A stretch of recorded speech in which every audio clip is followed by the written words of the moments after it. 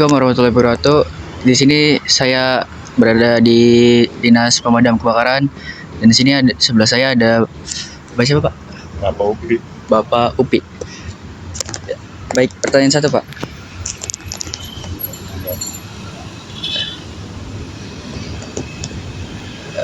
Apa yang membuat Bapak tertarik di dinas menjadi seorang pemadam kebakaran? Kalau menjadi seorang pemadam kebakaran, kami tertarik karena tugas kami tugas yang sangat mulia. Artinya, carilah bekerja sambil beramal. Artinya, tugas kami ini tugasnya menolong orang. Jadi kami sangat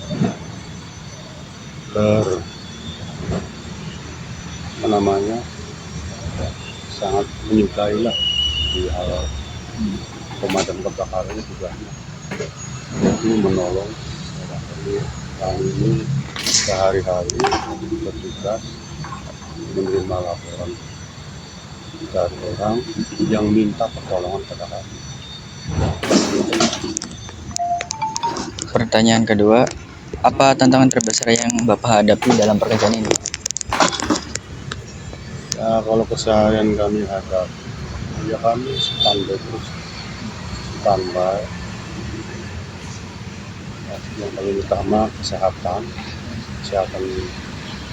diri pribadi, kesehatan teman-teman kami, dan kami juga harus merawat sarana daripada pemadam kebakaran, kendaraan,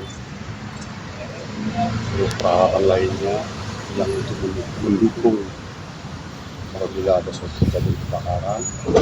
Ya kami sehari-harinya kalau nggak ada kebakaran, kami sehari-harinya merawat kesehatan pribadi, juga merawat sarana dan prasarana pemadam kebakaran.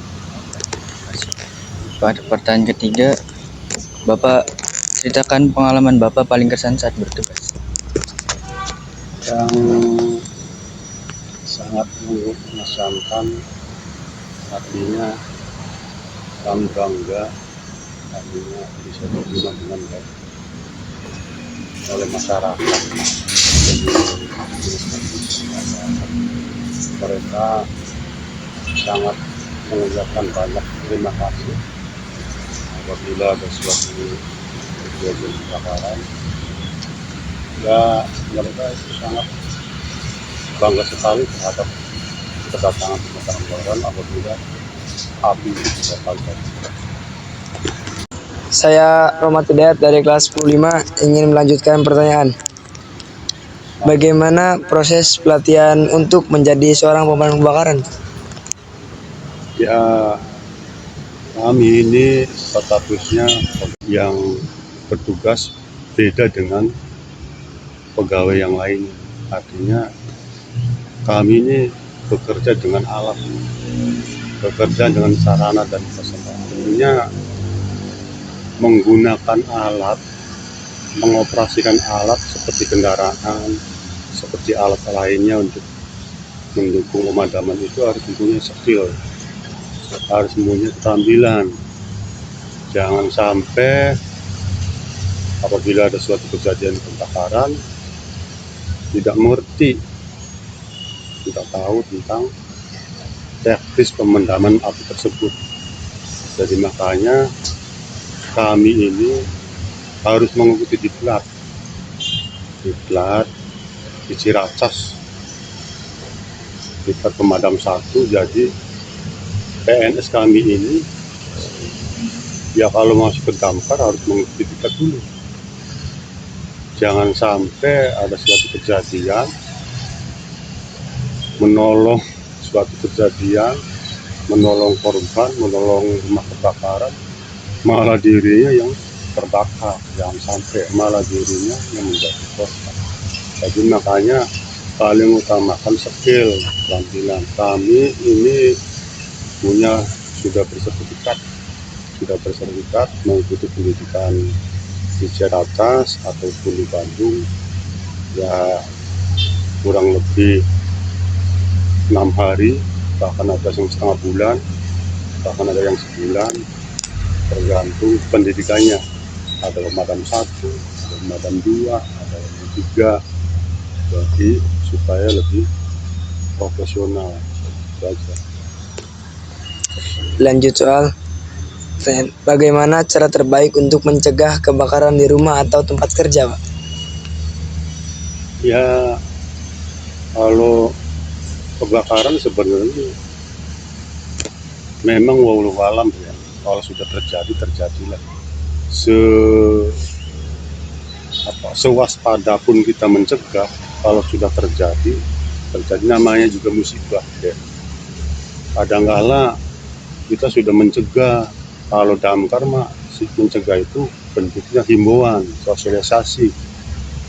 Kami menghimbau masyarakat atau ke edukasi ke, kadangkala di sini juga ada katakan TK, ibu-ibunya di bawah. Kadangkala kami berkunjung ke desa, di balai desa, dia memberikan hanya sebatas himbauan, terutama yang sering terjadi kan di dalam rumah, yang sebetulnya kan kebakaran rumah. Artinya perlu diwaspadai hal-hal yang menyebabkan kebakaran di dalam rumah.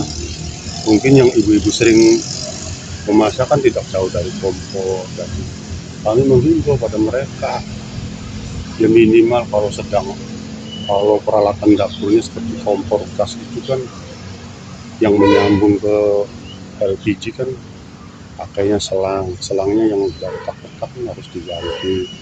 Kemudian ya waspadailah bahaya konsumsi listrik, ya gunakanlah standar SNI ya. Kalau memakai listrik kebanyakan dari kipas angin tuh, sampai dari colokannya meleleh, akhirnya menimbulkan suatu kebakaran.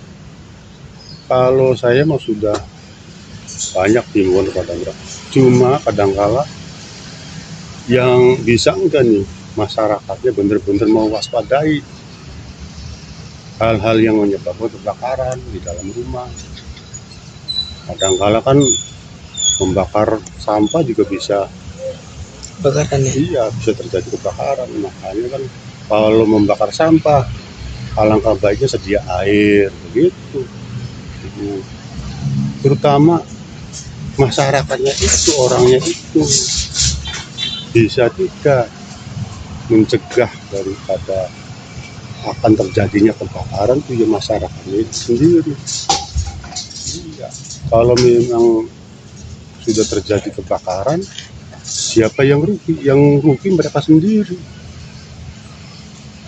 Bisa barang-barang rumah terbakar, bahkan ada yang sampai makan korban, siapa yang rugi? Masyarakat sendiri. Kalau kami selaku petugas mah paling hanya menerima laporan, memadamkan, sudah selesai.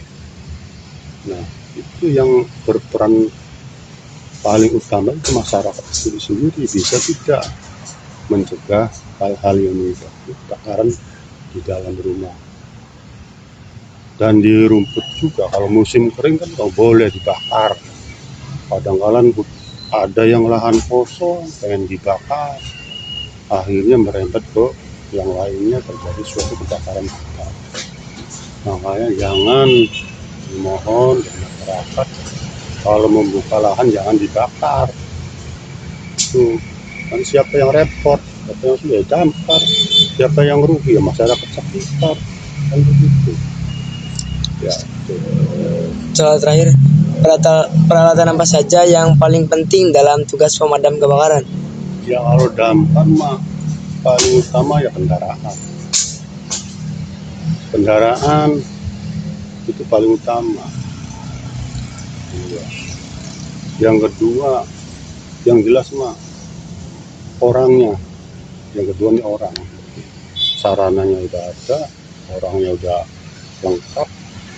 Kalau nggak ada sarana, orangnya nggak ada, percuma saja.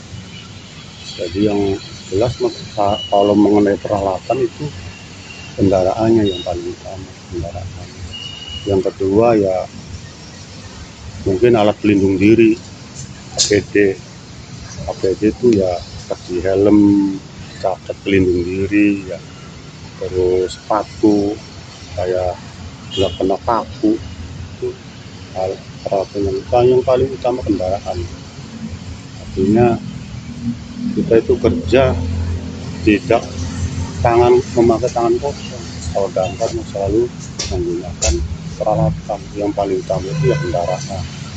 Itu aja. Oke. Terima kasih Pak. Ya. Baik, sekian dari kami. Wassalamualaikum warahmatullahi wabarakatuh.